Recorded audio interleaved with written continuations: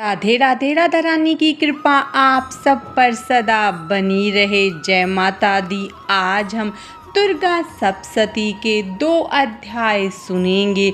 दूसरा अध्याय और तीसरा अध्याय। आप ये अध्याय सुनने से पहले दुर्गा कवच, अर्गला स्रोत और कीलक स्रोत जरूर सुने। उसका लिंक आपको डिस्क्रिप्शन बॉक्स में मिल जाएगा। तो चलिए हम अपना दूसरा अध्याय शुरू करते हैं। देवताओं के तेज से देवी का प्रादुर्भाव और महिषासुर की सेना का वध। ध्यान। मैं कमल के आसन पर बैठी हुई प्रसन्न मुख वाली महिषासुर मर्दिनी भगवती महालक्ष्मी का भजन करती हूँ, जो अपने हाथों में अक्षमाला, फरसा, गदा, बाण, वज्र, पद, धनुष, कुंडिका, दंड, शक्ति, खड्ग, ढाल, शंख, घंटा, मधु पात्र, शूल, पास और चक्र धारण करती हैं। इस प्रकार देवी का ध्यान करके द्वितीय अध्याय का पाठ प्रारंभ करें। ऋषि बोले, पूर्व काल में देवताओं और असुरों में पूरे 100 वर्ष तक घोर युद्ध हुआ था। उसमें असुरों का स्वामी महिषासुर था और देवताओं के नायक इंद्र थे। उस युद्ध में देवताओं की सेना महाबली दैत्यों से हार गई। संपूर्ण देवताओं को जीतकर महिषासुर इंद्र बन बैठा। तब पराजित देवता ब्रह्मा जी को आगे करके उस स्थान पर गए जहाँ भगवान शंकर और भगवान विष्णु विराजमान थे। देवताओं ने महिषासुर के पराक्रम तथा अपनी पराजय का पूरा वृत्तांत उन दोनों देवेश्वरों से कह सुनाया। देवता बोले, भगवान महिषासुर सूर्य, इंद्र, अग्नि, वायु, चंद्रमा, यम, वरुण तथा अन्य सभी देवताओं के अधिकार छीनकर स्वयं ही सबका अधिष्ठाता बन बैठा है। उसने समस्त देवताओं को स्वर्ग से निकाल दिया है। अब वे मनुष्यों की भांति पृथ्वी पर विचरते हैं।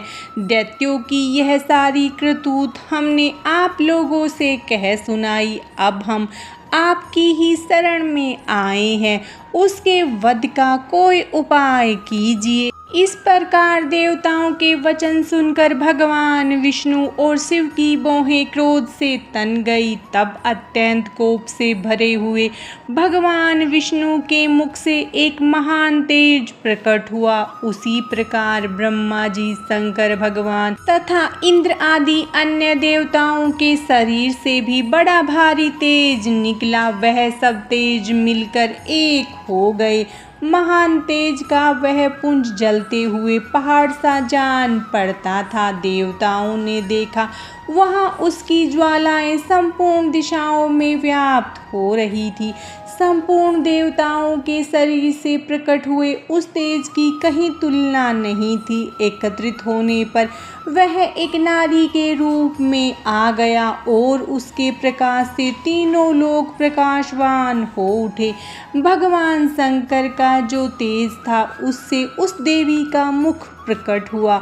यमराज के तेज से उसके सिर के बाल निकल आए। श्री भगवान विष्णु के तेज से उसकी भुजाएं उत्पन्न हुई। चंद्रमा के तेज से दोनों शतनों का, इंद्र के तेज से कटी प्रदेश का, वरुण के तेज से जंगा और पिंडली तथा पृथ्वी के तेज से नितम भाग प्रकट हुआ। ब्रह्मा के तेज से दोनों चरण और सूर्य के तेज से उनकी उंगलियां बनी। वसुओं के तेज से हाथों की उंगलियां और कुबेर के तेज से नासिका प्रकट हुई। उसके दांत प्रजापति के तेज से और तीनों नेत्र अग्नि के तेज से प्रकट हुए थे। उनकी भौहें संध्या के और कान वायु के तेज से उत्पन्न हुए थे। इसी प्रकार अन्य देवगणों के तेज से भी उस कल्याणमयी देवी का आविर्भाव हुआ था। समस्त देवताओं के तेज उनसे प्रकट हुई देवी को देखकर महिषासुर के सताए हुए देवता बहुत प्रसन्न हुए। पिनाकधारी भगवान शंकर ने अपने शूल से एक शूल निकालकर उन्हें दिया। भगवान विष्णु ने भी अपने चक्र से एक चक्र उत्पन्न करके भगवती को दिया। वरुण ने शंख, अग्नि ने शक्ति, वायु ने धनुष तथा बाण से भरे हुए 2 तरकस दिए। सहस्त्र नेत्रों वाले देवराज इंद्र ने अपने वज्र से उत्पन्न करके एक वज्र और ऐरावत हाथी से उतार कर एक घंटा भी दिया। यमराज ने काल से दंड, वरुण ने पास, प्रजापति ने स्फटिकाक्ष की माला तथा ब्रह्मा जी ने कमंडलू भेंट किया। सूर्य ने देवी के समस्त रोमकूपों में अपनी किरणों का तेज भर दिया। काल ने उन्हें चमकती हुई ढाल और तलवार दी। क्षीर सागर ने उज्ज्वल हार तथा कभी पुराने न होने वाले 2 दिव्य वस्त्र भेंट किए। साथ ही उन्होंने दिव्य चूड़ामणि, 2 कुंडल, कड़े, उज्ज्वल अर्धचंद्र, सब बाहों के लिए बाजूबंद, दोनों चरणों के लिए नुपुर, गले की सुंदर हंसली और सब उंगलियों में पहनने के लिए रत्नों की बनी हुई अंगूठियां भी दी। विश्वकर्मा ने उन्हें फरसा तथा अनेक प्रकार के अस्त्र और अभेद कवच दिए। उनके सिवा गले में पहनने के लिए कभी न कुम्हलाने वाली कमलों की मालाएं दी। समुद्र ने सुंदर कमल का फूल, हिमालय ने सवारी के लिए सिंह तथा भांति भांति के रत्न समर्पित किए। कुबेर ने मधु से भरा पान पात्र दिया तथा नागों के राजा शेष ने, जो इस पृथ्वी को धारण करते हैं, नागहार भेंट दिया जिसमें बहुमूल्य रत्न जड़े हुए थे। इसी प्रकार अन्य देवताओं ने भी आभूषण और अस्त्र शस्त्र देकर देवी का सम्मान किया। तब देवी भगवती ने बारंबार अट्टास पूर्वक उच्च स्वर से गर्जना की। उनके भयंकर सिंहनाद से आकाश भी गुंजयमान हो उठा। उसकी प्रतिध्वनि से संपूर्ण विश्व में हलचल मच गई और समुद्र कांप उठे, पृथ्वी डोलने लगी और समस्त पर्वत हिलने लगे। उस समय देवताओं ने अत्यंत प्रसन्नता के साथ सिंहवासिनी भवानी की जय जयकार की तथा महर्षियों ने भक्ति भाव से देवी की स्तुति की। देवताओं के शत्रु असुर संपूर्ण त्रिलोकी को शोकग्रस्त देखकर अपनी सारी सेना को कवच आदि से सुसज्जित कर अस्त्र शस्त्र लेकर उठकर खड़े हो गए। महिषासुर क्रोध में भरकर बोला, अरे ये क्या हो रहा है? फिर वह संपूर्ण असुरों के साथ उस सिंहनाद की ओर दौड़ा। वहां पहुंचकर उसने देवी को देखा, जो अपनी प्रभा से तीनों लोकों को प्रकाशित कर रही थी। उनके चरणों के भार से पृथ्वी दबी जा रही थी। माथे के मुकुट से आकाश में रेखा सी खींची जा रही थी तथा वे अपने धनुष की टंकार से सातों पातालों को कंपमान कर रही थी। देवी अपनी हजारों भुजाओं से संपूर्ण दिशाओं को ढके हुए थी। तब उन देवी के साथ दैत्यों का युद्ध छिड़ गया। नाना प्रकार के अस्त्र शस्त्रों के प्रभाव से संपूर्ण दिशाएं गूंज उठी। चिरक्षु नामक महान असुर महिषासुर का सेना नायक था। वह देवी के साथ युद्ध करने लगा। दैत्यों की चतुरंगिनी सेना साथ लेकर चामर भी लड़ने लगा। 60,000 रथियों के साथ आकर उद्रक नामक महादैत्य भी युद्ध में कूद पड़ा। 1 करोड़ रथियों को साथ लेकर महाहनु नामक दैत्य भी युद्ध करने लगा, जिसके रोए तलवार के समान तीखे थे। वह असीलोमा नामक महादैत्य 5 करोड़ रथी सैनिकों के सहित युद्ध में आ डटा। 60 लाख रथियों के साथ घिरा हुआ वास्कल नामक दैत्य भी उस समर भूमि में लड़ने लगा। परिवारित नामक राक्षस हाथी सवार और घुड़सवारों के अनेक दलों तथा 1 करोड़ रथियों की सेना लेकर युद्ध करने लगा। विडाल नामक दैत्य 5 अरब रथियों को साथ लेकर मारकाट मचाने लगा। इनके अतिरिक्त और भी हजारों महादैत्य रथ, हाथी और घोड़ों की सेनाएं साथ लेकर देवी के साथ युद्ध करने लगे। स्वयं महिषासुर उस रणभूमि में करोड़ों रथ, हाथी और घोड़ों की सेना से घिरा हुआ खड़ा था।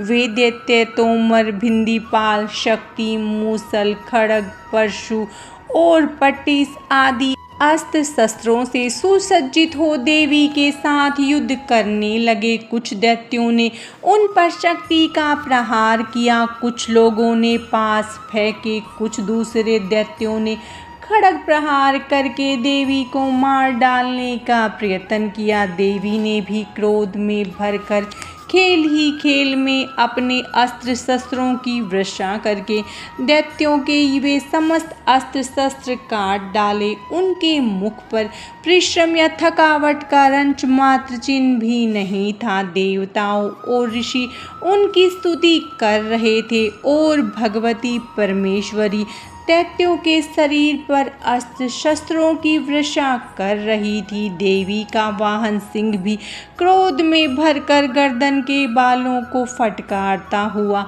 असुरों की सेना में इस प्रकार घूमने लगा, मानो वन में अग्नि की लपटें फैलती जा रही हो। रण क्षेत्र में दैत्यों के साथ युद्ध करती हुई अंबिका देवी ने जितने निश्वास छोड़े वे सभी तत्काल सैकड़ों हजारों गण के रूप में प्रकट हो गए और परशु, भिंदीपाल, खड्ग, पट्टिस आदि अस्त्रों द्वारा असुरों का सफाया करने लगे। अन्य गण नगाड़ा और शंख आदि बजाने लगे।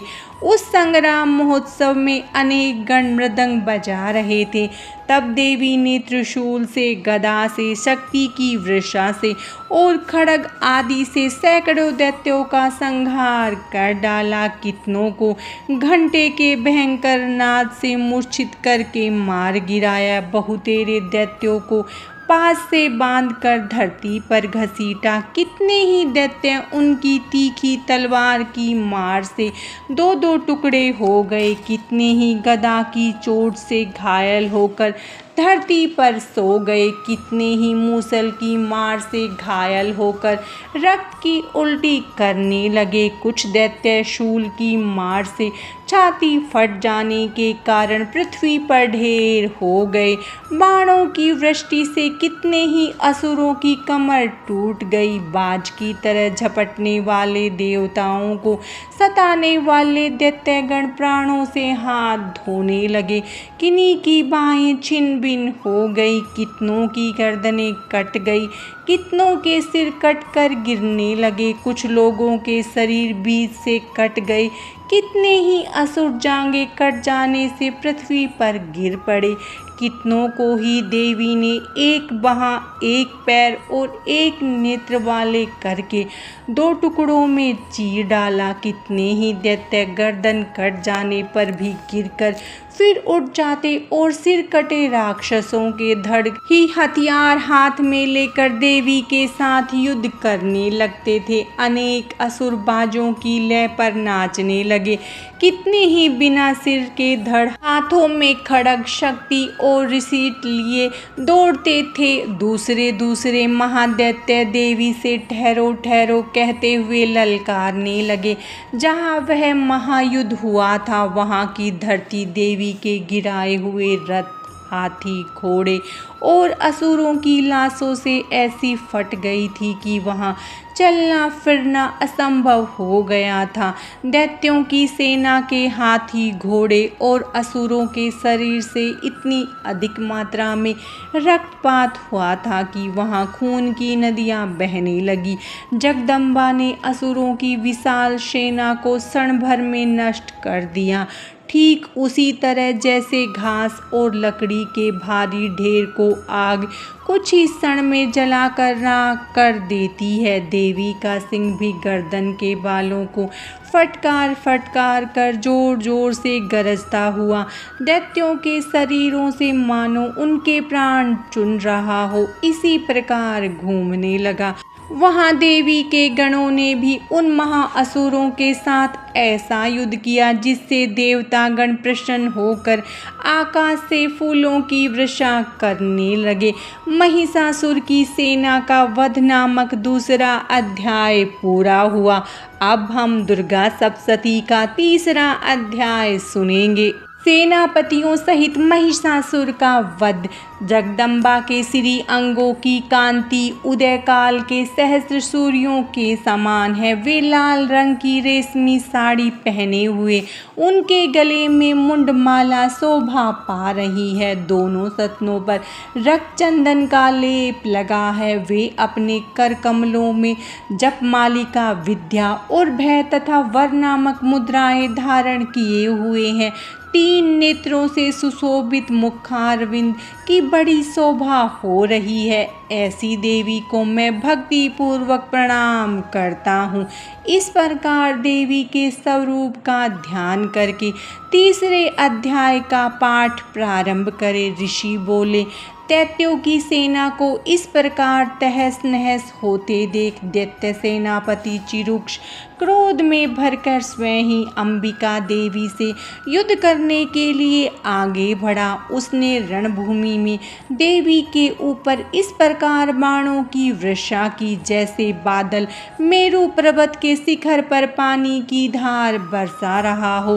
तब देवी ने अपने बाणों से उसके बाण समूह को काटकर उसके घोड़ों और सारथी को भी मार डाला। साथ ही उसके धनुष और अत्यंत ऊंची ध्वजा को भी काट गिराया। धनुष कट जाने पर उसके अंगों को अपने बाणों से बीन डाला। धनुष, रथ, घोड़े और सारथी के नष्ट हो जाने पर वह असुर ढाल और तलवार लेकर पैदल ही देवी की ओर दौड़ा। उसने पैनी धार वाली तलवार से सिंह के मस्तक पर चोट करके देवी की बाईं भुजा में बड़े वेग से प्रहार किया। हे राजन, देवी की बाह पर पहुँचते ही वह तलवार टूट गई। फिर तो क्रोध से लाल लाल आंखें करके उस राक्षस ने शूल हाथ में लिया और उसे भद्रकाली के ऊपर चलाया। वह शूल आकाश से गिरते हुए सूर्य मंडल की भांति चमक उठा।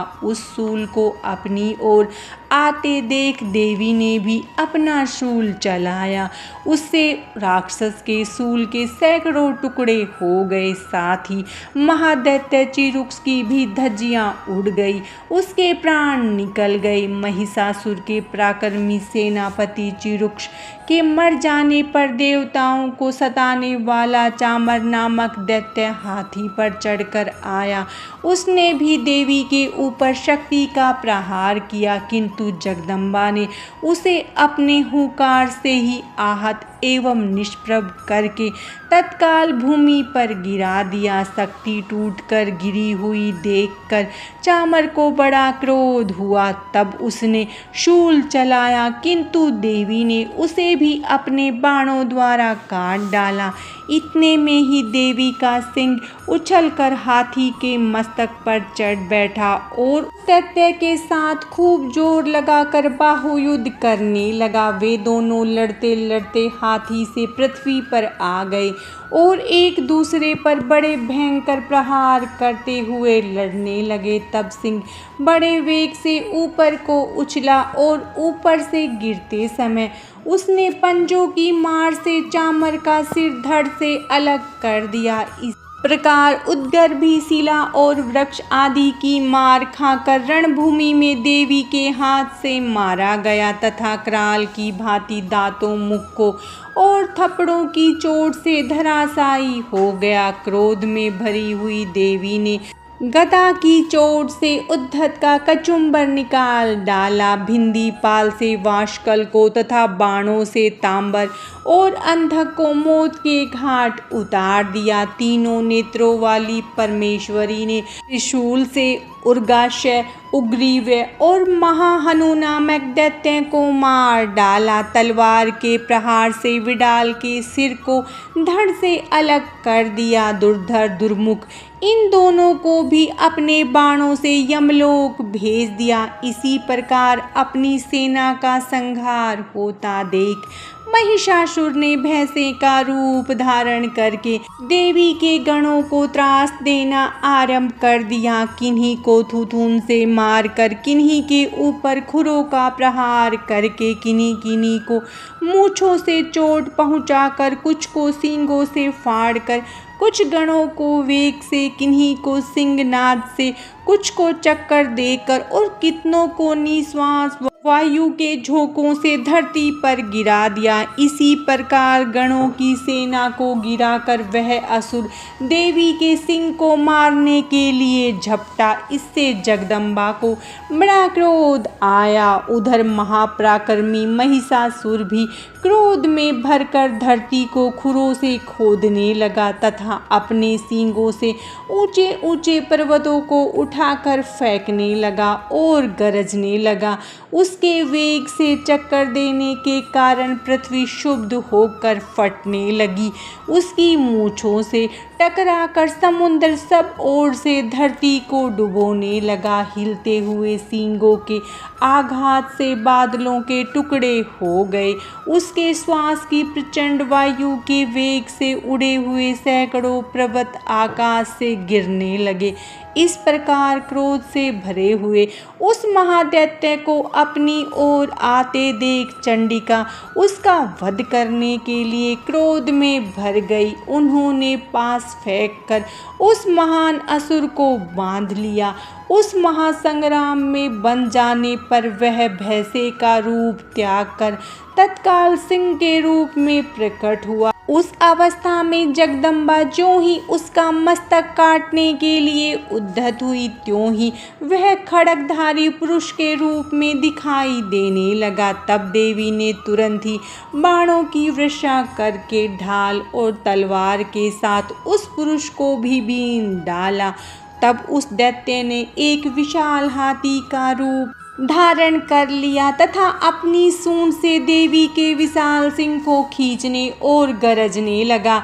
खींचते समय देवी ने तलवार से उसकी सूंड काट डाली। तब वह दैत्य पुनः भैंसे का शरीर धारण करके चराचर प्राणियों सहित तीनों लोकों को सताने लगा। तब क्रोध में भरी हुई जगन माता चंडिका बारंबार उत्तम मधु का पान करने और लाल आंखें करके हंसने लगी। उधर वह बल और पराक्रम के मद से उन्मत्त हुआ राक्षस गरजने लगा और अपने सींगों से चंडी के ऊपर पर्वतों को फेंकने लगा। उस समय देवी अपने बाणों से उसके फेंके हुए पर्वत को चूर्ण करती हुई बोली। बोलते समय उनका मुख मधु के मद से लाल हो रहा था और वाणी लड़खड़ा रही थी। देवी ने कहा, अरे मूढ़, जब तक मैं जी भर कर मधुपान न कर लूँ तब तक तू क्षण भर के लिए खूब गरज ले।